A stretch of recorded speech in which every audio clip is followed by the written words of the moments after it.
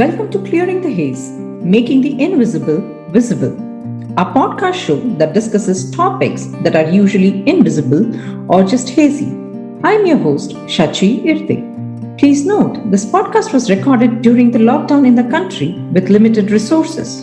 We thank you for your support and understanding. For our podcast today, I would like you to look around you, outside your homes and offices, the city, town, village, the streets, the building, and the spaces, and think of the places where you are comfortable being, any time of the day or night. Think of the places you instinctively feel unwelcome and spaces that you feel comfortable. When I did this experiment with a few of my friends, the response was rather stark.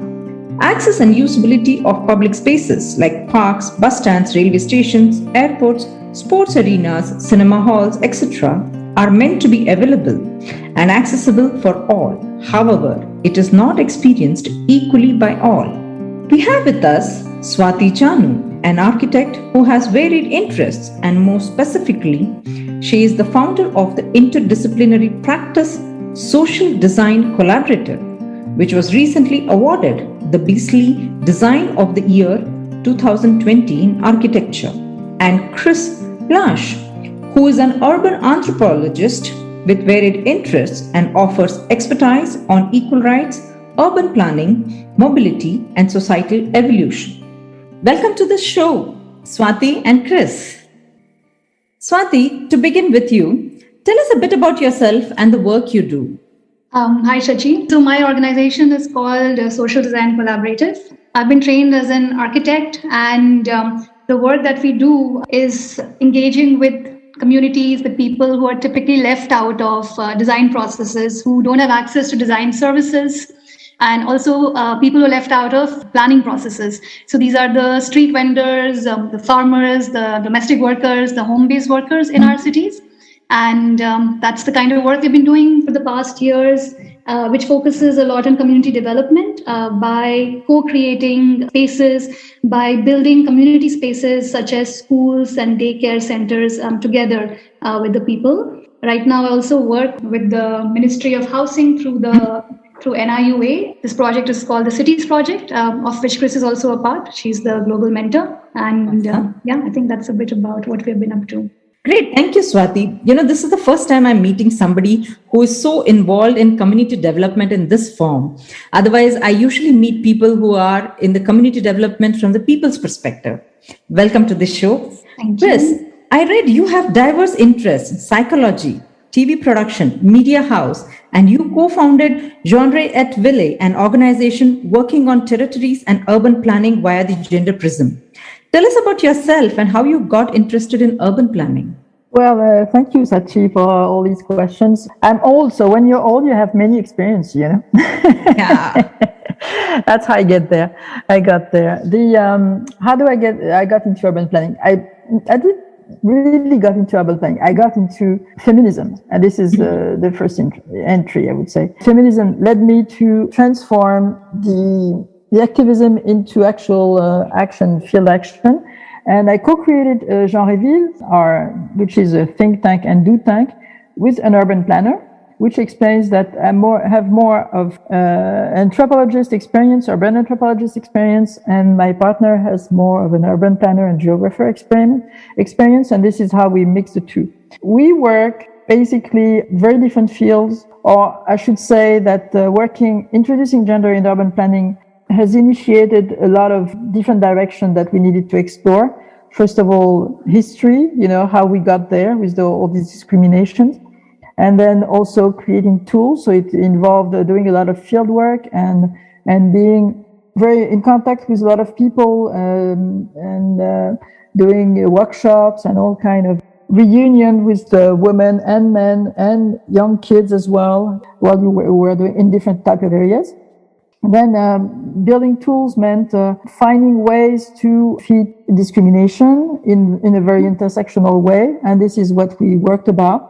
And to be able to help services, to be able to help professionals to introduce gender and mainstream gender in their practice. Thank you for sharing and welcome to our show. Swati, we discussed a little bit about the work that you're doing. Can you tell us the main features of a social public space? What goes into planning and who all do you deal with? So I think a public space, as we all know, is a space for everyone in the public, which means everyone, irrespective of gender, irrespective of age, irrespective of abilities. And I think that's a great public space. And in my own city, Delhi, India Gate is that kind of a space, a very democratic public space. But at the same time, when it comes to recent planning, if you look at the latest sort of planning approaches, which are typically very top down, I find because they're not participatory, the kind of spaces we end up creating are also not meant for everyone. And I think those are perhaps the gaps in our processes today. Mm-hmm.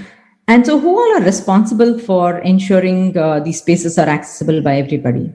So definitely the planners, the policymakers, so the government authorities, I think they play a huge role in making sure that when they're designing for the residents of a city, that they actually take into account everyone's opinions. And I think as residents, we also have a certain role that we can play. We have a certain responsibility, in maybe mobilizing ourselves where the government has failed to do sometimes, where the civil society plays a very important role. So I think sometimes we can also take it upon ourselves to create the sort of change that we'd like to see, and perhaps just take up some projects which we hope that the government would do, and maybe you just do it yourself, and it becomes a sort of a proof of concept, a model that hopefully the authorities can then take up. I think this is a very good approach. Chris, you also spoke about creating awareness about gender inclusion in urban spaces.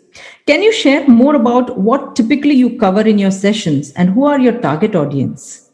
Well, creating awareness is the first step in gender inclusion, because when we talk with cities or we talk with different territories, and they will always want to have examples. Okay, let us know what to do, and then we'll do it. And we said, this is not how it works. You need to feel, you need to experience what gender inequality are about. So this is one of the first steps when we talk to people, is to make them experience what gender equality is about. And then from that point on, they better understand what we're doing.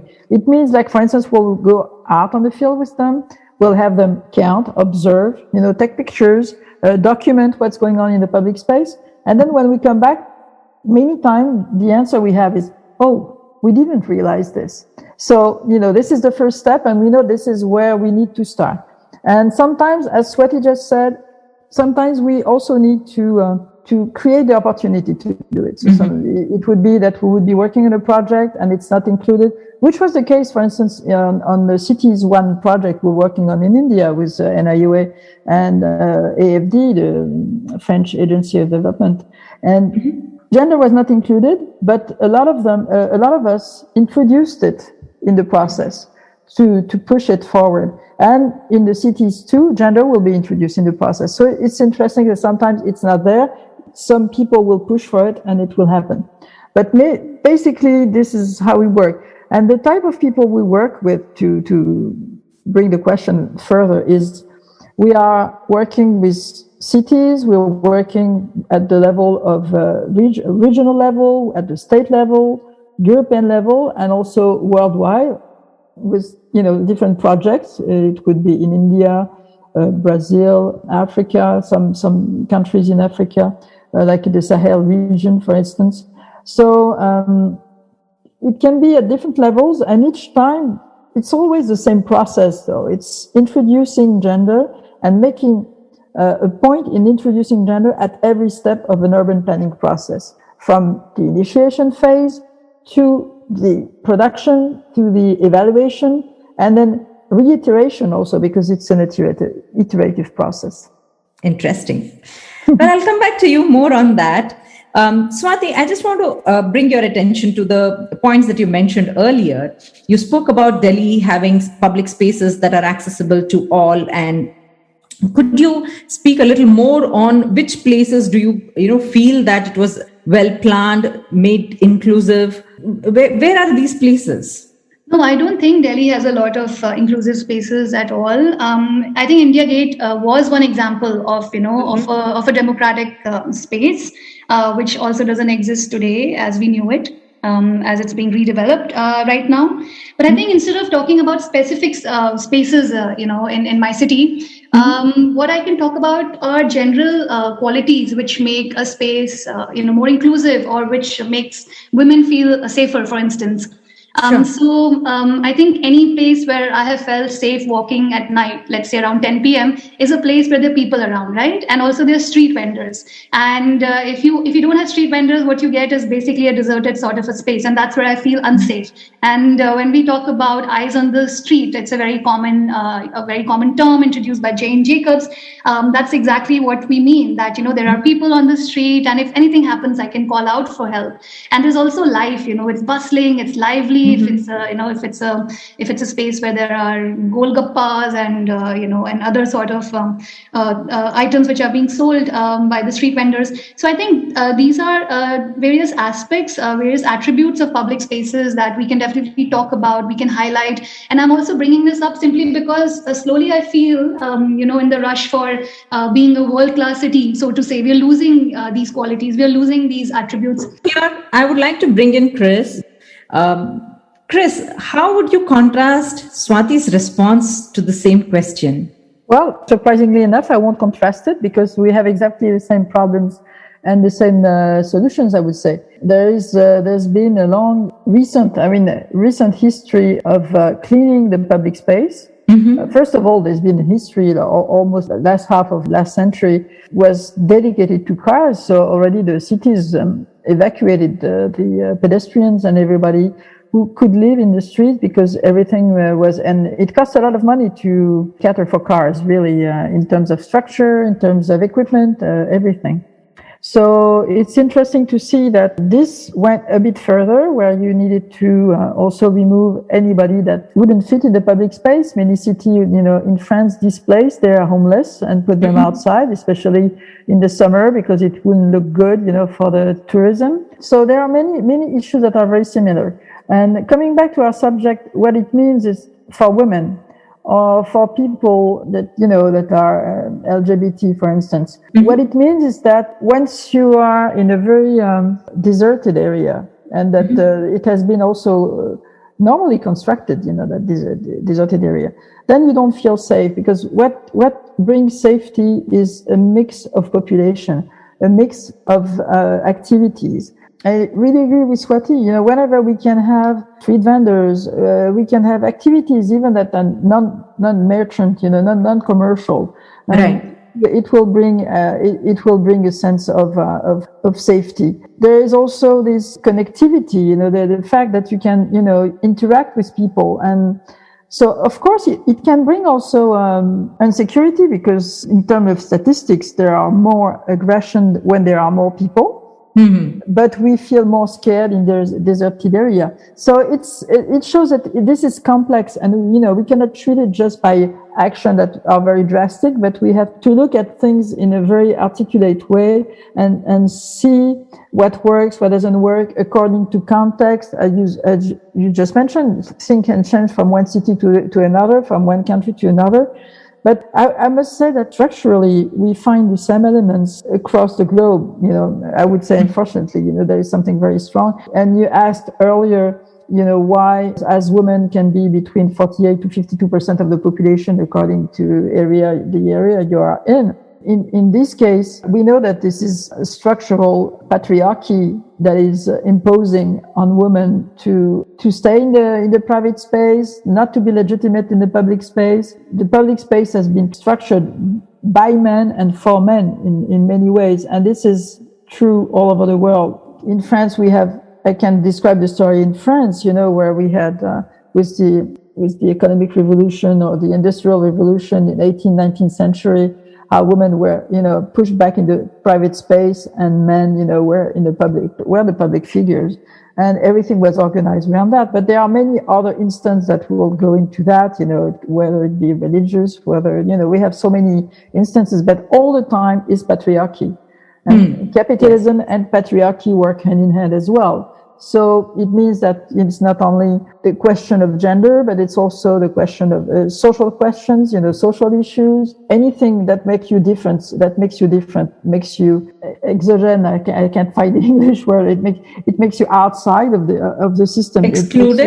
Excluded, and it turns you into a potential prey, or seen as a danger that we need to eradicate. And coming back to this story about the public space and being empty, it was interesting because in very near Paris, we have a city that is called Aubervilliers. It's the poorest city in France. Mm-hmm. And there were some areas that pretty much look like the slums in India, it's very, so they decided to destroy these areas and replace them with some new settlements. Ever since the new settlements were in, with very large streets and very large sidewalks, and here and there some greeneries and whatnot, you don't see girls anymore in the public space. Because before they had, nooks and crannies, to hide into, they could go and, they were like some cubby hole they could go into, and they could smoke a cigarette, maybe kiss a boyfriend or a girlfriend. And, there was no social control. Now that there is social control, then they need to leave the neighborhood to be able to express whatever they want. So it's interesting because sometimes, I know in France, but it's true just about everywhere, people say, we need to work for the security of women. First of all, this is very descending as a way of thinking, that we should do something for the security of women. Women are also full adults that can provide for themselves. That's the first point. The second point is that most of the time we would clean the streets supposedly for the security of women, but it's mostly for securing the public space by and large. Mm-hmm. And women are being used, or women rights are being used as a decoy to be putting in, security measures. And that I find this very often and just about everywhere where we work. Thank you, Chris. You covered quite a lot of points. And one of the interesting one which you spoke about, which is going to dovetail into the next question that I want to ask Swati, is about recreating spaces for marginalized people and how it impacts them. So Swati, if every city has slum dwellers, and how do we include them in town planning level to ensure affordable housing, basic amenities like availability of water, sanitization, and so on and so forth? Before that, I just want to respond to what Chris also said. So yeah, I think Chris, the phenomenon that you described, not really phenomenon, but the sequence of events, that's very interesting to think about. And it's the same that I've seen in the sort of discussions that we've been having in Delhi as well, which is if we want to talk about security, making our cities, making a street safer, it always becomes about installing CCTV cameras, right? It becomes about increased surveillance and not really like increasing the sort of eyes on street that I was talking about earlier. And, that level of security is not really going to, change anything, which is just this fear of punishment. The fear of punishment is not going to make our streets safer. Absolutely. It's that more people feel comfortable, being on the streets. And of course, there's also strength in number. If I see more women out at night, I'll be more comfortable, being out at night. And because I'm, more comfortable, there'll be more women out at night. But yeah, coming back to your question, when it comes to marginalized communities. And I think slums is a very common word that we use. In our line of work, we avoid using it because of a negative connotation. But I think it's just popularly, I think it's well understood. So let's use that word. Thank you for correcting me. I learned something new today. So the word that we use technically is informal settlements. And, there's a range of informal settlements from the more sort of, let's say, informal and also considered illegal or illegitimate to settlements which are more on the, the more formal spectrum. And the difference really is between formal and informal is, one is self-organized by the people themselves and the other has been sort of planned by the authorities. And anything that falls outside, this regime of planning is considered informal. So I wanted to just put that out there. So when we talk about squatter settlements and, the lack of services or access to services that people face there, I think it's also important to sort of step back and look at why these settlements had to be self-built in the first place and why they're considered illegal. When you take a city like Delhi, 70% of housing in Delhi is self-built.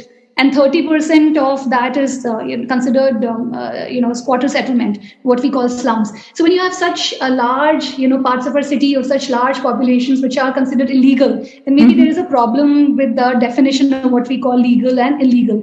And the reason for squatter settlements is because there's a lack of affordable housing. Very simply put, there is not enough housing in our cities, which people can afford to pay for, either when it comes to ownership or it comes to rentals. So what people end up doing is then creating their own housing, and mostly it's on public land, and that's why it's seen as encroachment. But, think about it. If you want to come to Delhi, if I want to go to Bangalore and I want to move there for my job, it's easy for me to find, something that I can afford to pay rent for. But when it doesn't work for a large part of, of our city, then the government needs to do something about it. We need to be planning cities which have enough affordable housing. And at the same time, the people in the city are availing the services of, the residents of these settlements. So that means they are needed, right? But they're needed when it comes to their services. They're needed because we need security guards, we need domestic workers, but we don't want to give them space for housing. I think that's really unfair. And fundamentally, that's the issue at a planning level. And how we can incorporate the settlements, I think, is by facilitating them. So instead of seeing them as a problem or as eyesores, if we actually recognize them as a solution that they have created, like a self-created solution to the lack of affordable housing, I think that already becomes a first step.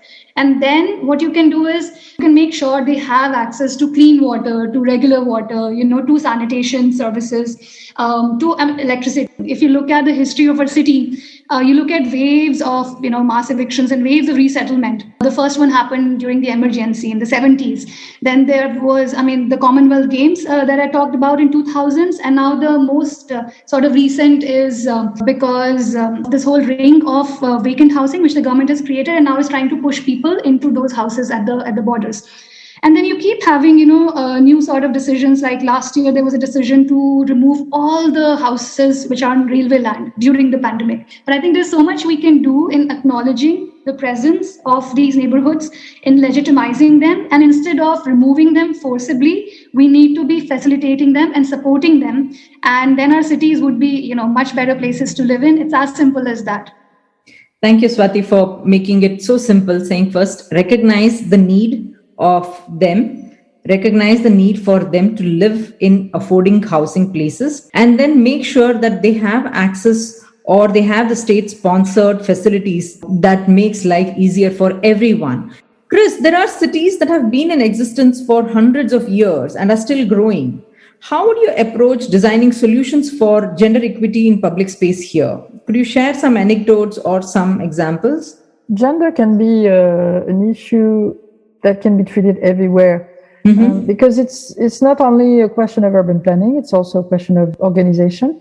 And there are many ways that can be dealt with when you work in these areas. We work in the center of cities like Paris, for instance, and we can be working also in areas where we have more low-income settlement. And somehow, whenever we get there, this is not necessarily gender-friendly, and then we can work on it by trying to transform things.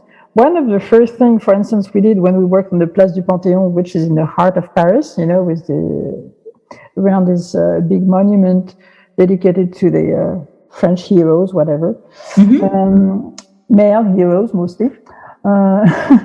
Then the first thing, it takes me back to the beginning of a conversation where we said, the cars, take up a lot of space in the cities. And for instance, this square, which is in the center of Paris, in the center of one of our prestigious schools or universities, such as La Sorbonne, for instance, or High School Henri IV, or this type of schools. Well, the plaza was a parking lot.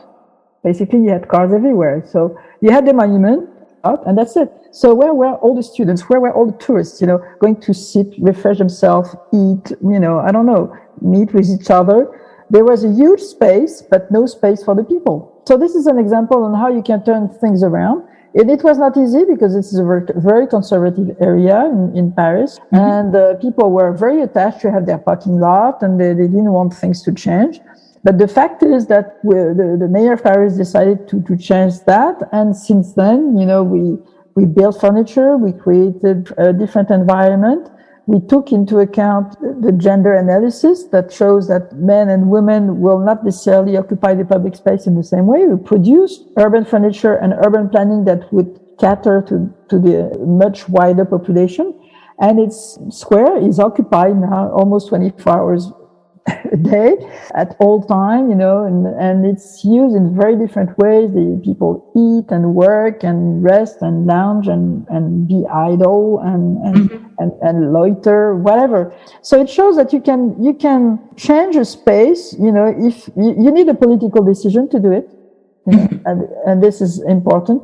And then you need to have this inclusion in mind, being very careful though, because inclusivity right now is like one of these words that everybody's using but not making much out of it. So it's always good on a marketing flyer, but in the reality, what is inclusion?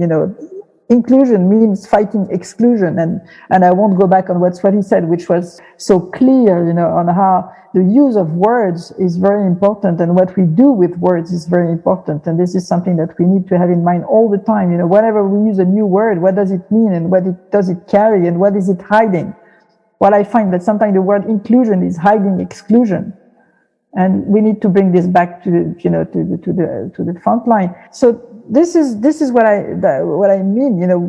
No matter how old the city is. Right now, we're working in the city of Saint-Nazaire in France, and this city has been completely destroyed during World War II. So this is part of a few cities in France that were rebuilt completely, and so it was very well planified. So it's all straight and square, and it's very difficult to create life in there. So it's very interesting because it has been, it's very orderly, and they are asking us to do research on the center of the city. And the center of the city, we've spent several times there, and it's nothing's happening. Everything is spread out. It's again, it's not so much a matter of knowing if you're in an older city or a younger city, but what you're going to do in it. And when we talked to the people of Saint-Nazaire, we said, okay, but do actual consultation with the people, do you do workshop with the people? Oh, but the mayor doesn't want it. The mayor doesn't want it because he just wants to put money in to have clean spaces, but he doesn't want to talk with the people. So that's how you get to have a city that can be looking okay, but that is where the life is gone. It's absent.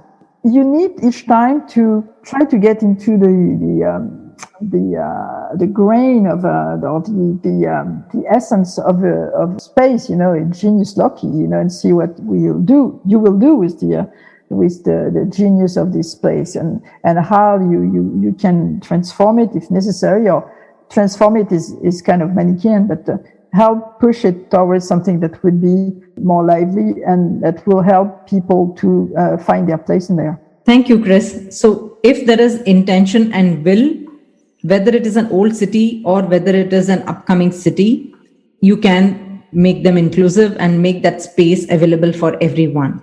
Yes. Thank you for sharing and giving those anecdotes. Swati, India is building a number of smart cities. Can you share with us some features that speak about inclusive design in them? Okay, this is a tricky one. I agree. Before you answer, Swati, my first, I worked in India in the cities project. I worked with the city of Chennai. Yeah. Uh-huh. And the first thing in the workshop we had, I had a PowerPoint. I said, "What is smart? What do we mean by smart?" And I think that's where we need to start.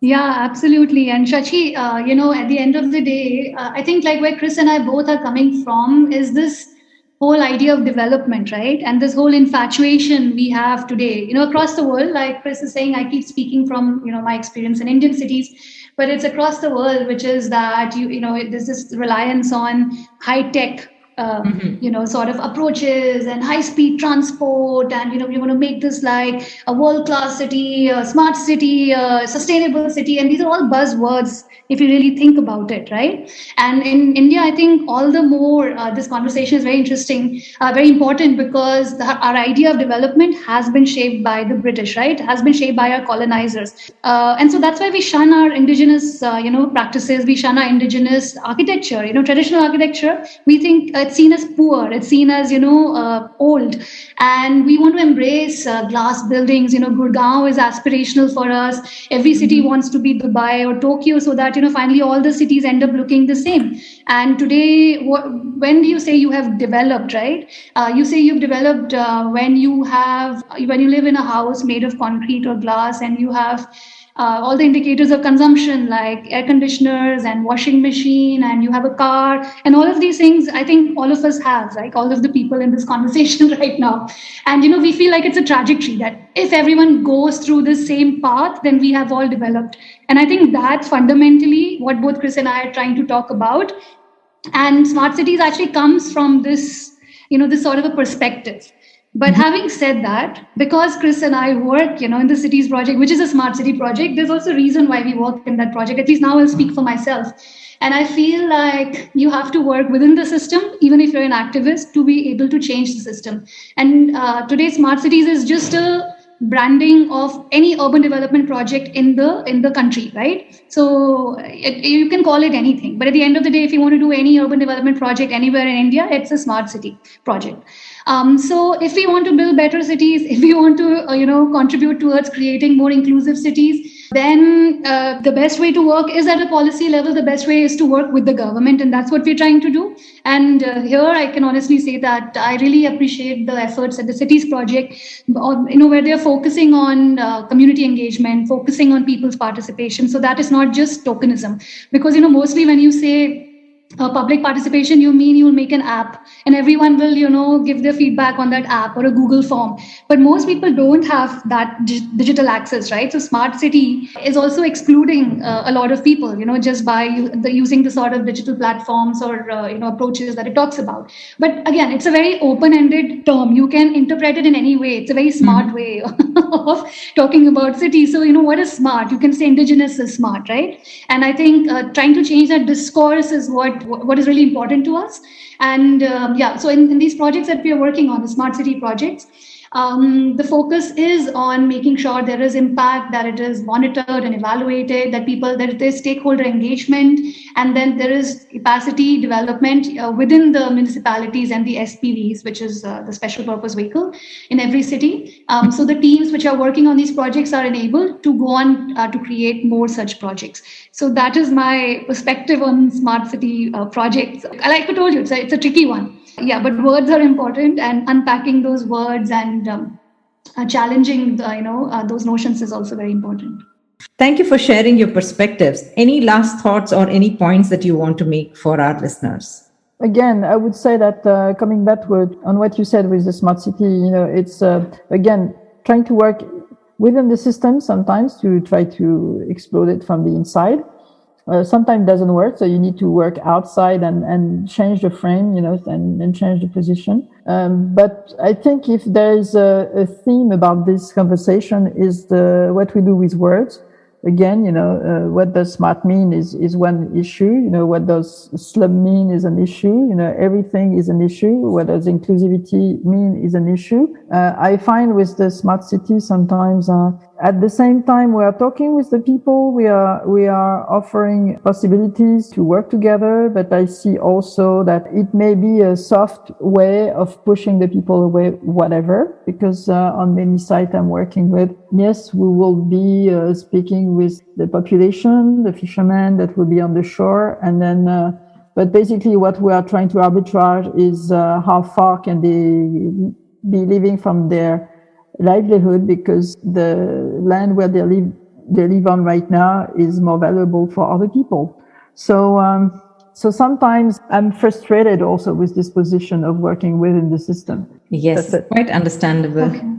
Thank you very much for this conversation. Swati, it's always a pleasure to exchange.